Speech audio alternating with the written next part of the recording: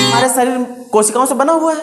हर कोशिका के न्यूक्लियस में जो है दो धागे जैसी संरचना वाली चीज होंगी, एक एक्स टाइप में रहेगा और एक वाई टाइप में रहेगा।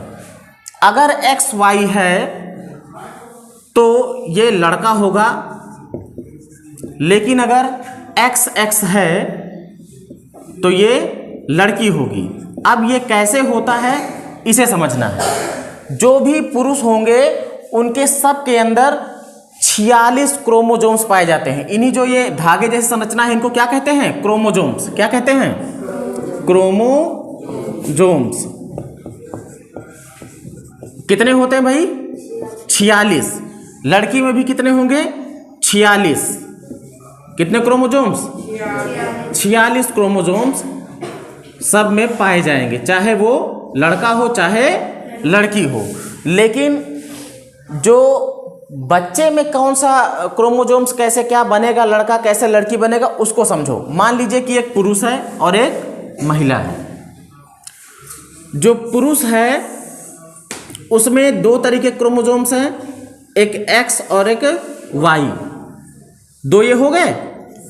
मैंने कितना बताया है? लड़कियों में भी। अब इस 46 में 22 जो होते हैं, कितने? 22 जोड़े। 22 जोड़े का मतलब कितने हो गए? 44। 22 जोड़े जो होंगे, 22 जोड़े का मतलब कितने हो गए? 44। 44 क्रोमोजोम्स जो होंगे वो चाहे लड़का का हो और चाहे लड़की का हो।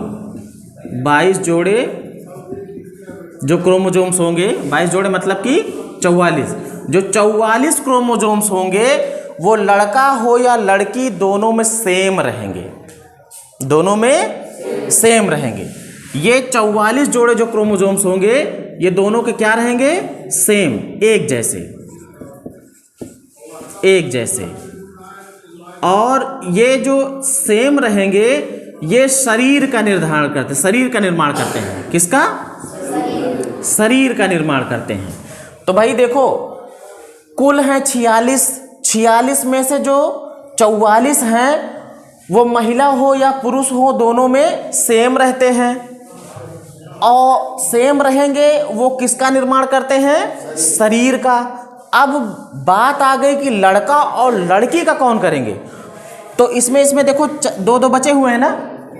कितने बचे हैं? 2 इसमें बचे हैं। कितने? 2 इसमें बचे हैं और 2 इसमें बचे हैं।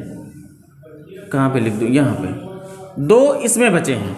तो 44 दोनों में सेम थे, वो शरीर के लिए रिस्पॉन्सिबल हैं, वो शरीर बनाएंगे। लेकिन जो 2 होंगे, अब 2 में क्या होगा? लड़का वाले में एक एक्स रहेगा और एक वाई रहेगा, और लड़की वाले में क्या रहेगा? एक एक्स और दूसरा भी एक्स। बात समझ गए? दोनों क्रोमोजोम्स लड़कियों में सेम रहेंगे। अब यहां पे समझो डीपली, इस 2 वाले को ले रहे हैं क्योंकि जो 22 जोड़े हैं वो किसके लिए हो गए? शरीर के लिए। समझ गए?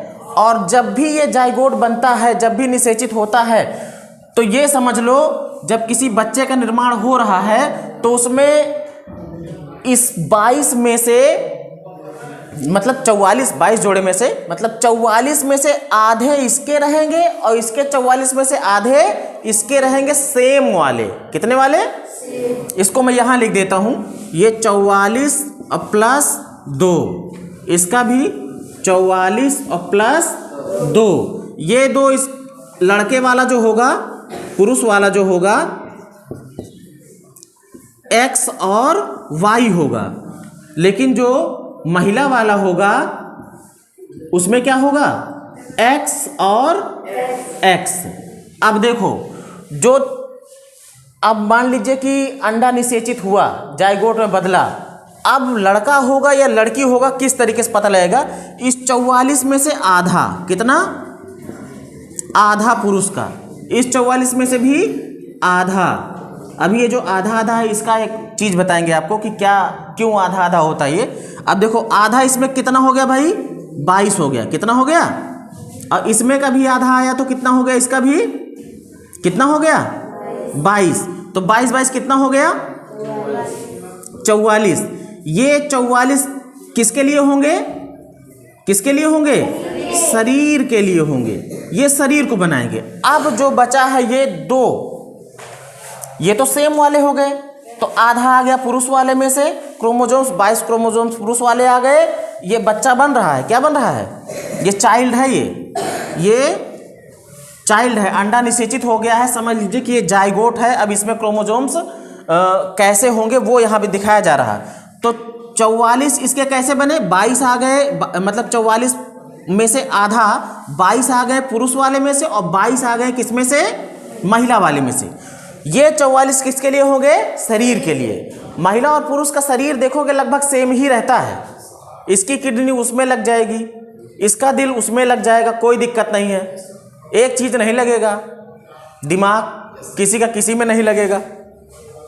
क्यों नहीं लगता, अब हमारा दिमाग तुम्हारे में लग जाए तो तुम क्या करोगे, हमारे पापा को पापा बोलने लगोगे, हमारी मम्मी को मम्मी बोलने लगोगे, हमारी पत्नी को पत्नी बोलने लगोगे, कुटाई शुरू हो जाएगी तुम्हारी। कहने का मतलब ये है कि सब कुछ बदला जा सकता है बॉयज में से गर्ल्स में का, लेकिन दिमाग किसी का नहीं बदल सकते हैं, क्योंकि इतनी ज़्यादा उसमें नसें होती, इतनी ज़्यादा नर्व्स होती हैं कि कोई ना कोई कनेक्शन अगर टूटा तो वो रिपेयर नहीं हो सकता। क्योंकि बाकी कहीं पर चोट लगती है तो कोशिकाएं बन करके उस घाव को पूरा कर देती है ना, लेकिन दिमाग में कोशिका विभाजन होता ही नहीं है। अगर दिमाग की एक भी नस आपकी कट गई तो आप खत्म। वो चोट जो है दिमाग में, जो भी चोट लग गई वो चोट आपकी कभी भी ठीक नहीं हो सकती, क्योंकि वहां पर कोशिका विभाजन होता ही नहीं, नई कोशिका बन के उसको रिपेयर वो करेंगे ही नहीं। तो दिमाग तो किसी में नहीं लग सकता है। तो कहने का मतलब ये हो गया बेटा कि 44 जो वो क्रोमोजोम्स होंगे वो महिला के और पुरुष के दोनों एक जैसे होते हैं, इसीलिए इन दोनों के अंगों को हम एक दूसरे में लगा सकते हैं। लेकिन जो 2 क्रोमोजोम्स हैं यही लिंग का निर्धारण करते हैं, यही लिंग का निर्धारण करते हैं। अब देखो कैसे, इसमें से आधा आया था ना, 44 में से आधा ही तो आया था पुरुष में से, और 44 में से आधा महिला में से भी आया था। इसके 2 में से भी आधा आएगा। जो ये लिंग निर्धारण वाले हैं यही तो क्या करते हैं, यही लिंग का निर्धारण करेंगे। लिंग का निर्धारण करने वाले जो हैं इसमें से भी ये 2 भी किसका करेंगे, लिंग का निर्धारण या लिंग निर्धारण।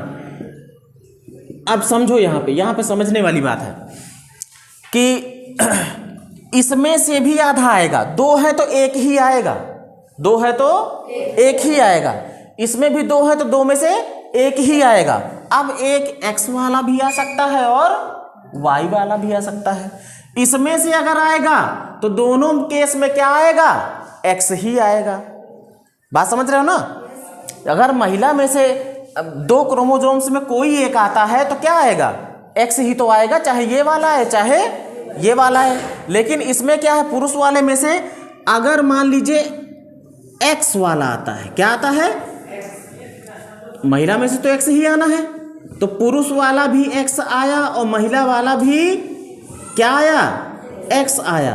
अब दोनों x क्रोमोजोम्स हो गए तो ये क्या बन जाएगी, लड़की बन जाएगी। क्या बन जाएगी, लेकिन ऐसा हो गया कि पुरुष वाले में से y वाला क्रोमोजोम्स आया और महिला वाले में से तो x ही आना है, चाहे ये आए चाहे ये आए, और इसमें से क्या आया, x आया। तो महिला का x और पुरुष का y, इस केस में अब क्या बनेगा, लड़का बनेगा। क्या बनेगा, क्लियर बात। और देखो एक चीज, मजेदार चीज, कुछ बीमारियां ऐसी होती हैं जो जेनेटिक होती हैं, जैसे रतौंधी। अब देखो, अगर महिला में रतौंधी है, महिला में रतौंधी है, तो समझ लो कि उसके जो बच्चे होंगे उसको 100% रतौंधी होनी ही होनी है। 100%। कितना,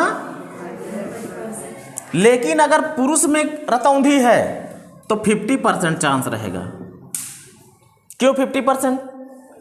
क्योंकि अगर इसका X क्रोमोजोम्स रतौंधी वाली बीमारी से ग्रसित है तो वाई सुरक्षित रहेगी क्योंकि वो अलग है। लेकिन इसमें क्या है, अगर एक्स है तो ये भी तो एक्स है, इसमें दोनों इन्फेक्टेड हो जाएंगे। तो चाहे ई वाला एक्स आवे चाहे ऊ वाला एक्स आवे, दोनों में क्या होगा, रतौंधी वाली वो बीमारी लेकर के आ जाएंगे। इसलिए 100% जेनेटिक बीमारियों को ये ट्रांसफर अपने बच्चों में कर देती हैं। लेकिन पुरुष में क्या होगा, अगर मान लीजिए कि वाई क्रोमोसोम्स इन्फेक्टेड है तब तो लड़का होगा, तब तो उसके अंदर रतौंधी हो जाएगी। लेकिन अगर लड़की होगी तो रतौंधी नहीं होगी। अगर पुरुष का एक्स क्रोमोसोम्स इन्फेक्टेड है तो लड़की होगी तो रतौंधी हो जाएगी, लेकिन लड़का होगा तो फिर रतौंधी नहीं होगी। तो इसीलिए शादी विवाह जब होती है किसी की तो सबसे पहले लड़कियों को बहुत ज़्यादा जांचा परखा जाता है, भाई कोई बीमारी तो नहीं है इसको, क्योंकि जो जन्मजात बीमारियां होती हैं वो लड़कियों में ट्रांसफ़र करने की क्षमता 2 गुना है ना, 2 गुना। और देखो अब यहाँ से एक बात ये भी आपको पता लग गई कि लड़का और लड़की का निर्धारण किसके द्वारा हो रहा है। बताओ, पुरुष के द्वारा हो रहा है कि महिला के द्वारा हो रहा है?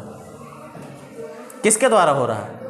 दोनों के द्वारा। कैसे हो रहा है? जब पुरुष का वाई जाएगा तभी वो लड़का बनेगा। महिला के पास तो वाई है नहीं, है ना, उसके पास तो दोनों केसों में वो लड़की ही बनाने के लिए भेजेगा।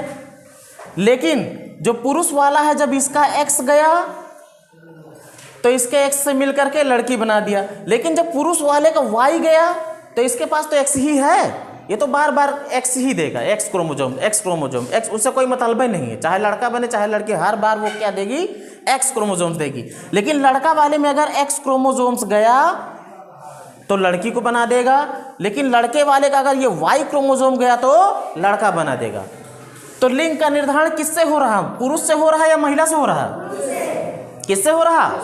मतलब लिंग निर्धारण के लिए, लिंग निर्धारण के लिए जिम्मेदार कौन है? कौन है जिम्मेदार? पुरुष होता है। कौन होता है? और प्रताड़ित किसे किया जाता है? महिला को। अरे एक तो बिटिया बिटिया हुआ थी, एक हटाओ, दूसरा ले आओ जाए मेरा, ओके लड़का तो ही है। हाँ, समझ गए? चलो आज इतना ही।